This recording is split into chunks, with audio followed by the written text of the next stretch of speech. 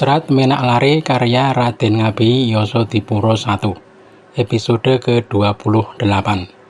Pasukan Medhayin bersiap menyambut serangan Raja Kebar.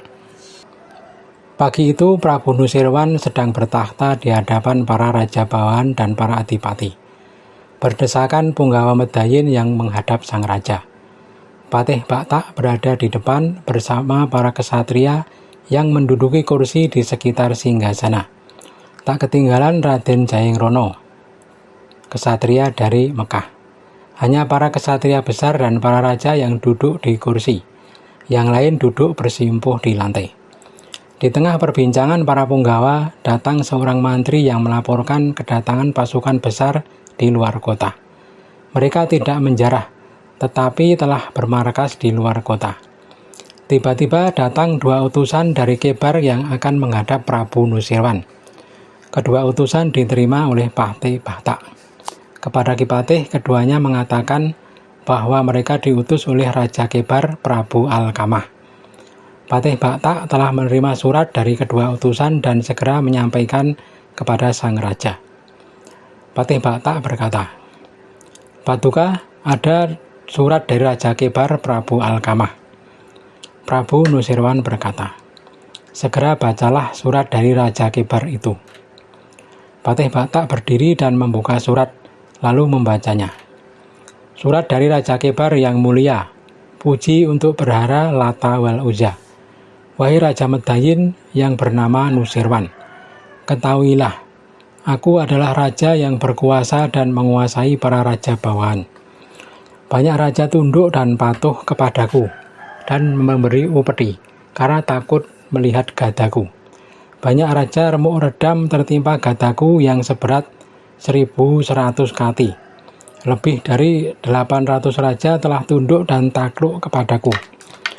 Hei Raja Medhayin, jika engkau ingin lestari menjadi raja di keratonmu dan lestari menguasai tanah jajahanmu, serahkan ke Satria Arab Ambyah Kelono Jayengrono. Serahkan kepadaku tanpa syarat. Aku akan membuatnya menjadi tontonan di negeri Kebar. Jika engkau tak mau menyerahkan anak kepala dusun itu, perkuatlah benteng pertahananmu. Tak urung aku akan menggempur negerimu." Selesai Patih Baktak membaca surat, suasana di balai pertemuan heboh. Sebagian takut akan adanya serangan Raja Kebar.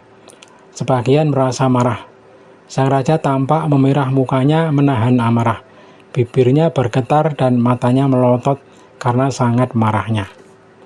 Prabu Nusirwan berseru, "Hei Jayengrono, bagaimana upayamu? Raja Kebar akan mengambilmu.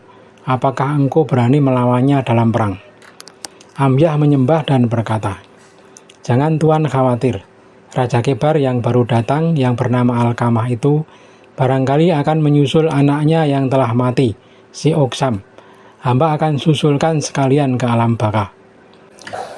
Mahaprabu Medhayin setelah mendengar kesanggupan Ambyah segera berkata kepada Patih Baktak, "Hei Patih, umumkan kepada segenap punggawa Medhayin untuk bersiap. Besok pagi kita akan menghadapi musuh. Aku sendiri ingin menyaksikan Jayengrono berperang melawan Raja Kebar." Patih Baktak segera mengumumkan kepada seluruh adipati dan para raja yang hadir agar besok menyiapkan pasukan.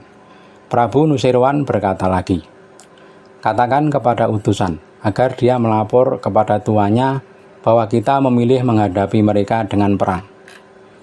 Raden Ambyah Jayengrono kemudian minta kepada sang kakak Baginda Abbas, "Kanda, tulislah surat kepada Raja Kebar. Kita akan menghadapi Raja Kebar dalam perang." Baginda Abbas lalu menulis surat tantangan kepada Raja Kebar. Setelah surat selesai lalu diberikan kepada utusan dari Kebar.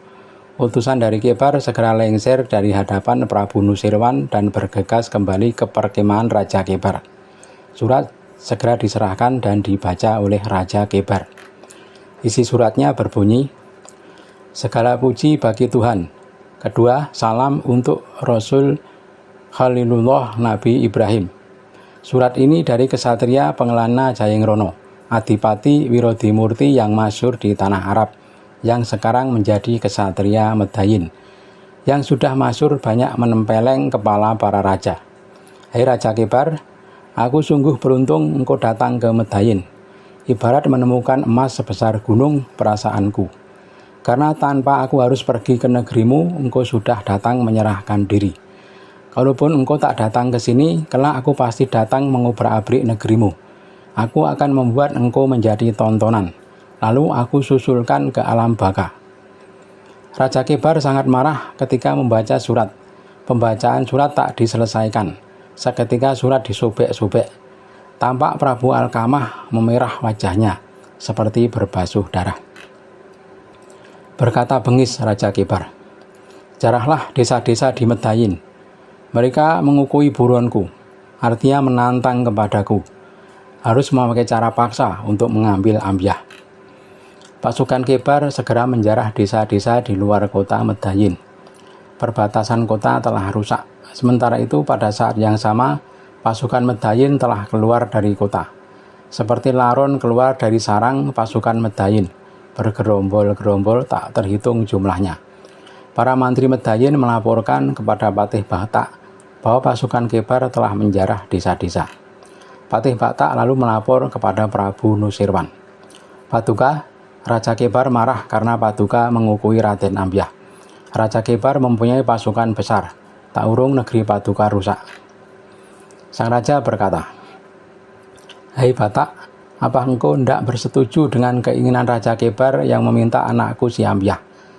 Raja Kebar meminta dengan paksa. Itu penghinaan untuk negeri Medayin. "Kalau engkau hendak menyerah kepada keinginan Raja Kebar, lebih baik engkau minggat. 1000 orang seperti kamu, jika minggat pun aku tak kehilangan, asal masih ada anakku si Ambyah." Bergetar hati Patih Batak karena melihat sang raja sangat marah. Pagi hari Batak mengirim ratusan nampan berisi manisan dan roti gandum ke pasukan Wong Agung Jayengrono dan para raja. Semua dilakukan untuk mengambil hati Wong Agung Jayengrono. Pasukan Medayin sudah dalam keadaan siap tempur.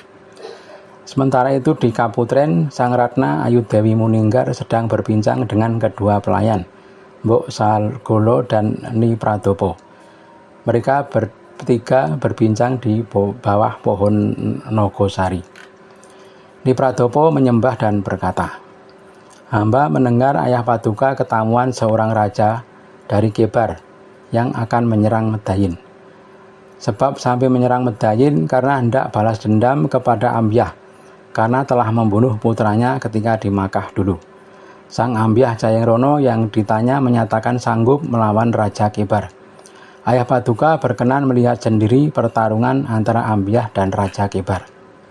Sang putri yang mendengar kabar tersebut seketika hatinya bergetar, lalu berkata kepada kedua abdi, "Bibi, kalian berdoalah kepada Tuhan yang Maha Kuasa.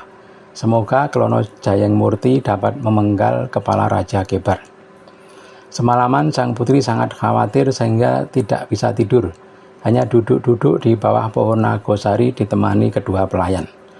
Dalam hati selalu berharap agar sang Jayengrono menang perang.